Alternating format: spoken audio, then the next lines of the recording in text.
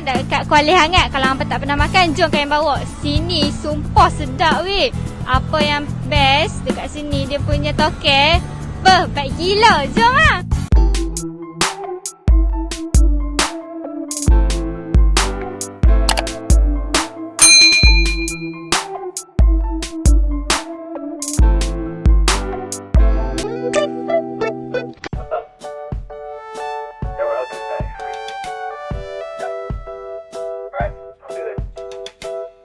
It's midnight, we're going all night. Can you pass a drink to get the vibe right? Don't feel like having a Bud Light, a tequila with some salt and lime. Oh my, am I alright? Thanks for asking, doing just fine. Can I say that you're looking real nice? We'll have to chat right now before I get high. When you gaze into my eyes, I feel like I'm on cloud nine.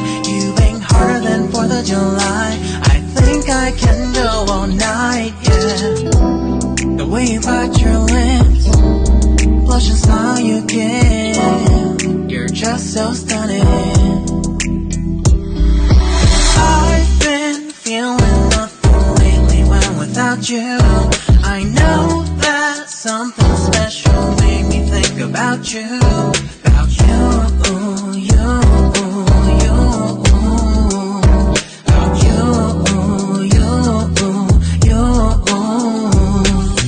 Assalamualaikum. Saya Mahani Abu, owner restoran Kuala Hangat, Perlis. Hari ni adik ada nak interview apa berkenaan makanan ni kan? Okey. Makanan yang paling famous dekat sini. Okey, makanan kat restoran Kuala Hangat yang paling famous sekali daging goreng dengan kari kambing. Daging goreng tu kalau macam you all datang lambat sikit dalam pukul 11 tu selalu dah habis dah. Sebab tu antara yang terfamous lah. Selalunya memang akan habis awal. Buka pukul 9, tutup pukul 4. Sejak bila buka kedai? Kedai ni anti buka kalau tak 2003 kot. 2003 bulan 3. Kira dah 8 tahun macam tu lah. Lebih kurang. Kedai ni 2003 bulan 3. Sekarang dah 2021 kan. Macam mana anti boleh dapat inspirasi untuk buka kedai?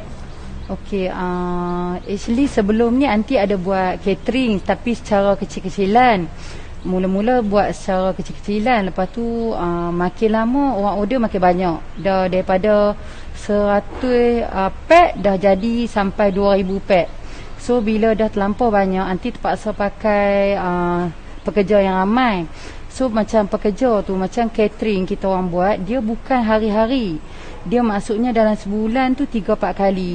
So kalau untuk orang yang kerja tu, kita kesian lah sebab dia orang waktu ada catering baru ada kerja. Kalau tak ada catering tak ada kerja. So macam beban lah kat dia orang kan. So daripada situ anti fikir lah nak buka kedai.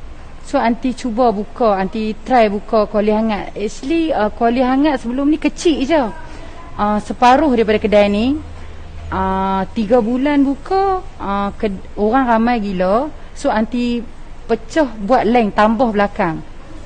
So sampai sekarang lah kedai ni. Daripada situ lah mula dah. Anti sebab bagi kami interview anti dengan bagi kami ambil gambar-gambar kedai. Okey, sama-sama.